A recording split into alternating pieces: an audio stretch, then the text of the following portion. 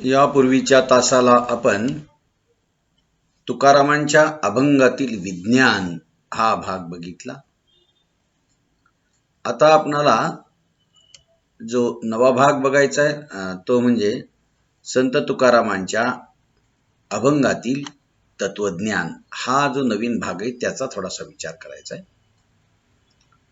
संत तुकाराम जे काही अभंग लिहितात, त्यांनी लिहिलेली जी अभंगाची गाथा आहे तिच्यामध्ये त्या अभंगांमधून संत तुकारामांच्या व्यक्तिमत्वाचे काही पैलू आपणाला उलगडत जातात. हे उलगडणारे पैलू तुकारामांच्या सबंध जीवन चरित्रातील, सबंध अभंग लेखनातील तुकारामांचं व्यक्तिमत्व कसं आहे हे आपणाला कळायला लागतं. त्यातलाच एक भाग जो तत्वज्ञानाचा आहे. तुकाराम कोणत्या रीतीचं तत्वज्ञान सांगतात याविषयीची कल्पना आपणाला त्यांच्या काही अभंगांच्या मधून येते. तुकाराम एक तत्वज्ञ या भूमिकेतून ते आपल्या समोर जे उभे राहतात, हा एक त्यांच्या व्यक्तिमत्वाचा पैलू आहे असं आपल्या लक्षात येईल. त्यांच्या अभंगातील शब्दातून तत्वज्ञान व्यक्त होतं.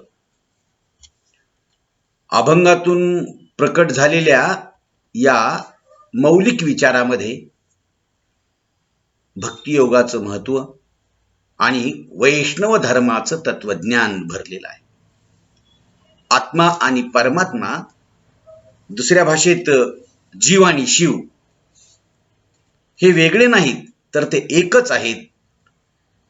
हे वारकरी संप्रदायाचं जे तत्वज्ञान आहे ते अद्वैती स्वरूपाचं किंवा अद्वैत असं हे तत्वज्ञान तुकारामांच्या अनेक अभंगामधून प्रकट होताना आपल्याला दिसतं.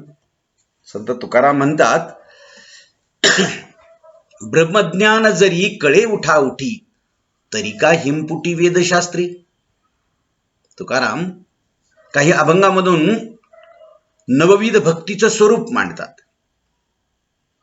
श्रवण भक्ती व स्मरण भक्ती यामुळे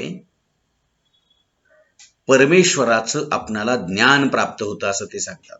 श्रद्धा आणि भक्ती यांच्या बळावरच भक्ताला परमेश्वराची प्राप्ती होते असं ते म्हणतात. अशा प्रकारचा जो तात्विक विचार आहे तो तुकारामांच्या काही अभंगामध्ये आपल्याला दिसतो. आता आत्मा आणि परमात्मा यांच्या एकरूपतेबद्दल तुकारामांनी हे जे तत्वज्ञान मांडलेलं आहे, त्यातून जीवाला परमात्म्याची गोडी लागली की आत्मा आणि परमात्मा एकरूप होऊन जातात असं तुकाराम सांगतात.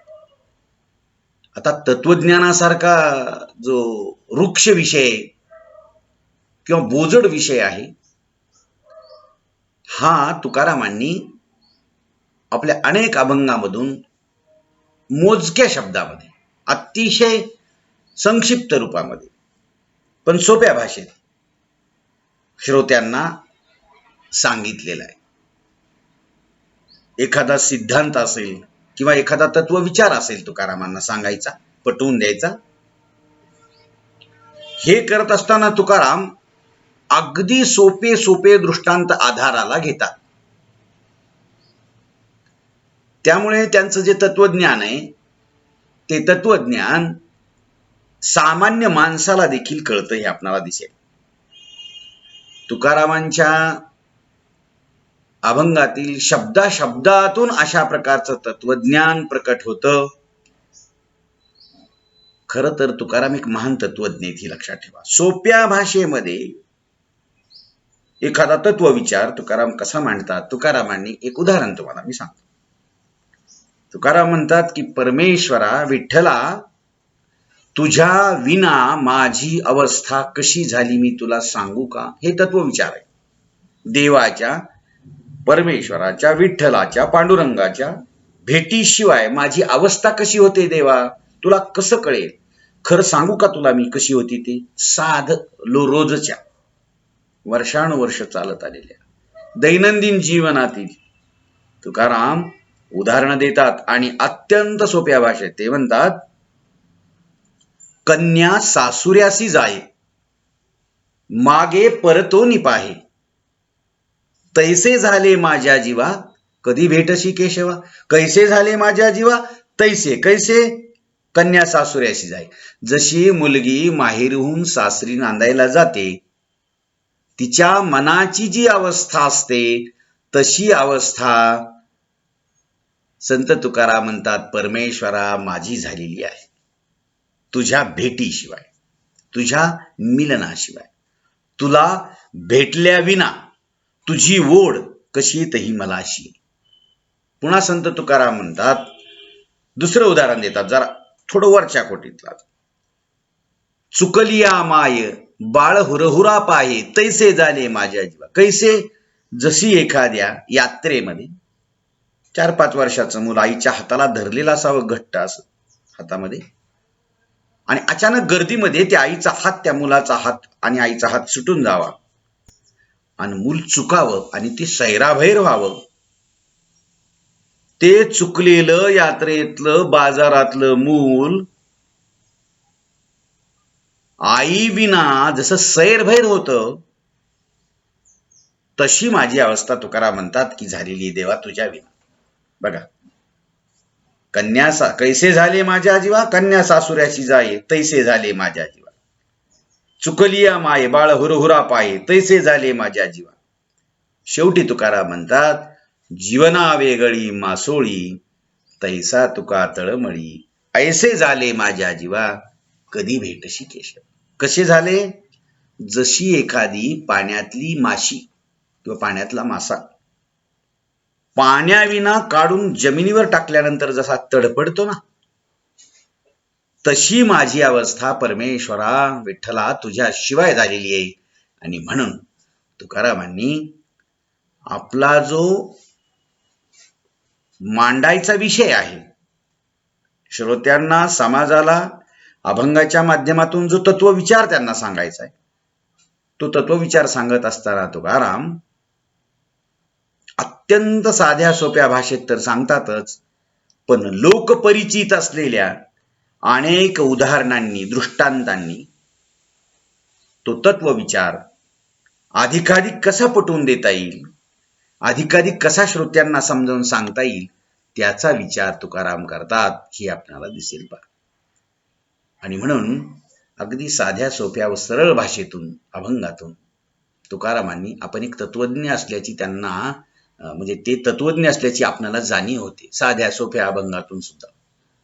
त्यांचे अभंग दिसायला साधेत, सोपेत, पण त्यातून गूढ तत्वज्ञान देखील त्यांनी सांगितलेलं आहे हे आपल्याला दिसेल. अशा रीतीचं तुकारामांच्या अभंगातून काही तत्वविचार किंवा तुकारामांच्या अभंगातील काही तत्वज्ञान आपल्याला पाहायला मिळतं. ह्याला जोडूनच दुसरा एक मुद्दा असा आहे की तुकारामांच्या अभंगाची भाषा शैली कशी आहे. आपण जी वैशिष्ट्ये पाहतोय तुकारामांच्या अभंगांची, त्यातलं हे एक वैशिष्ट्य आहे की तुकारामांच्या अभंगांची भाषा शैली ही कशी आहे. तुम्ही जर तुकारामांची अभंगगाथा पाहिली तर त्या गाथेतील शेकडो अभंग साध्या, अडाणी माणसाला देखील ते मुखोद्गत आहे. अशिक्षित असला तरी त्याला मुखोद्गत आहे. याचं गमक एकच आहे की तुकारामांची सोपी असलेली भाषा. कारण ही तुकारामांच्या अभंगाची जी भाषा आहे ना, ती साधी आहे, सोपी आहे, सुटसुटीत आहे आणि सहज आहे, ओघवती आहे. तिला कुठं वाकवण्याचा प्रयत्न तुकारामांनी केला नाही, तिला कुठंतरी वृक्ष बनवण्याचा प्रयत्न नाही केला.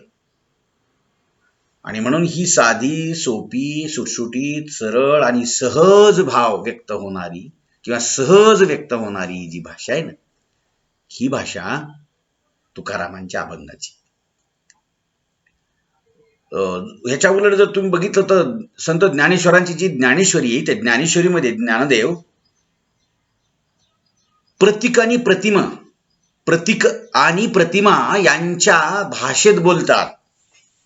बघा, ज्ञानेश्वरीमध्ये प्रतीक, प्रतिमा, प्रतीक आणि प्रतिमा यांच्या भाषेत बोलतात, तर संत तुकाराम आपल्या अभंगवाणीतून लोकभाषेत बोलतात. हा फरक आहे. प्रतीक आणि प्रतिमा. प्रतीक काय असतं? म्हणजे कवी जेव्हा आपला काव्य विषय श्रोत्यांना समजावून सांगत असतो, रसिकाला वाचकाला जेव्हा सांगत असतो किंवा सांगण्याचा तो प्रयत्न करतो, तेव्हा जगातलं दुःख असेल, जगातल्या ज्या काही भावभावना त्याला व्यक्त करायच्या असतील त्या प्रतीकाच्या रूपानं करतो, नमुन्याच्या रूपानं.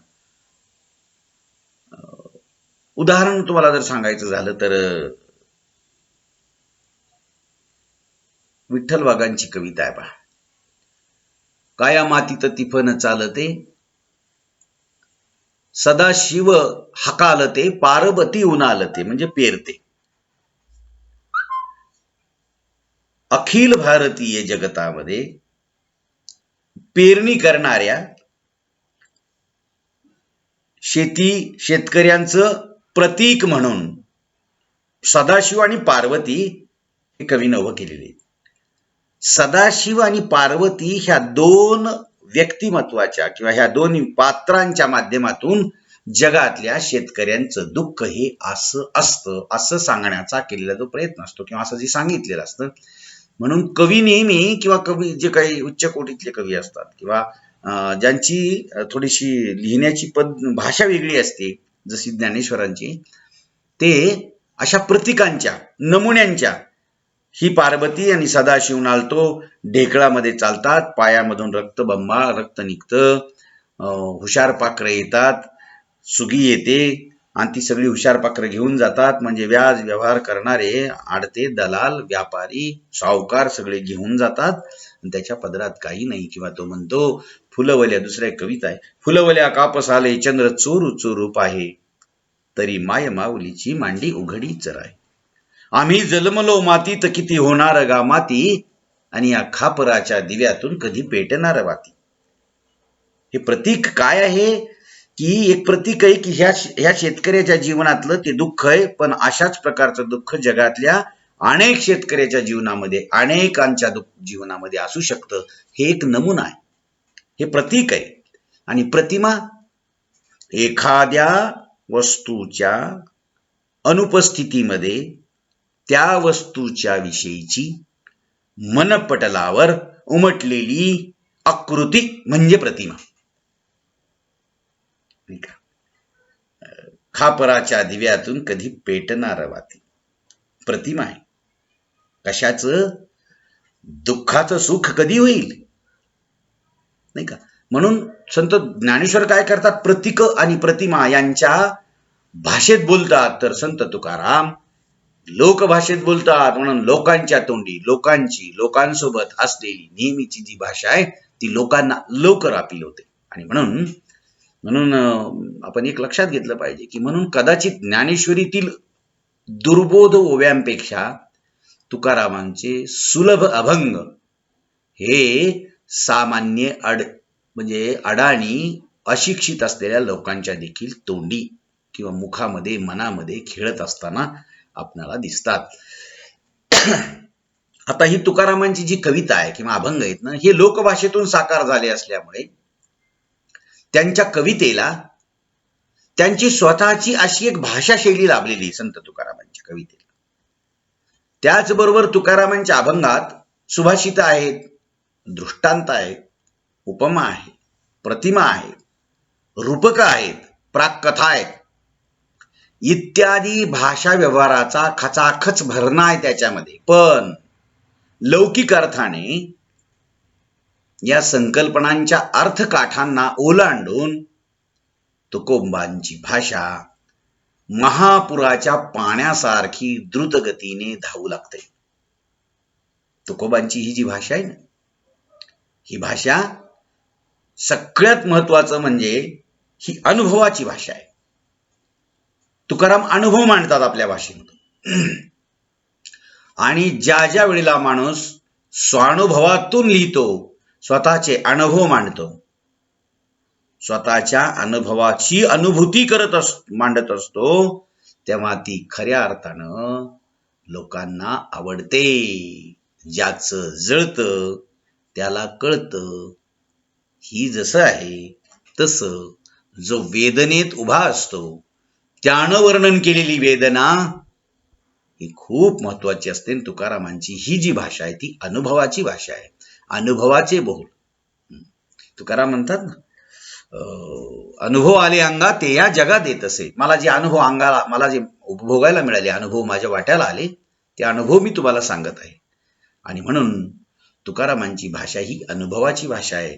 तुकारामांच्या लेखणीची ओळख करून घेण्यासाठी आपणाला त्यांचे काही अभंग जर आपण उदाहरणादाखल पाहिले तर कळतील आपणाला. ते म्हणतात, जेने माझे चित्त राहे तुझ्या पायी, अखंड ते देई प्रेमसुख.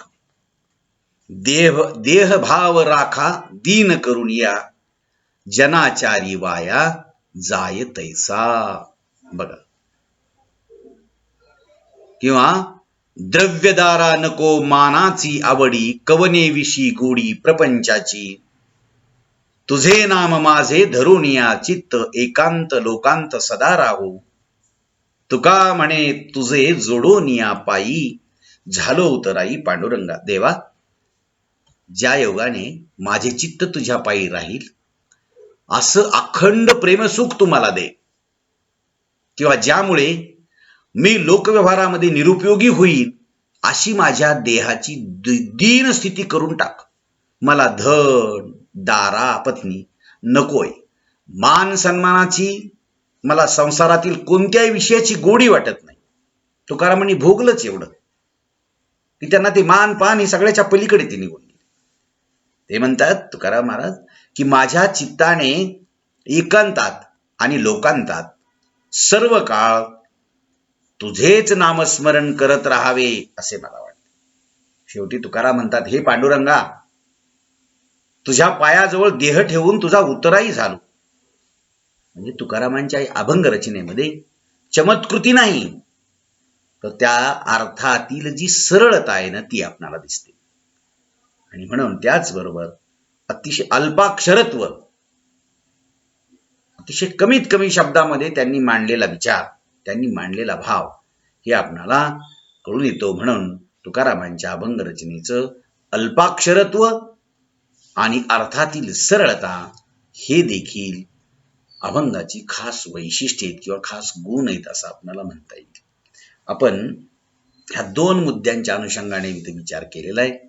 ह्या गोष्टी तुम्ही लक्षात ठेवा आणि याच्या पुढचा व्हिडिओ तुम्हाला पुन्हा नंतरच्या तासाचा पुन्हा पाठवतो. ठीक आहे? ओके, आपण इथं थांबूयात.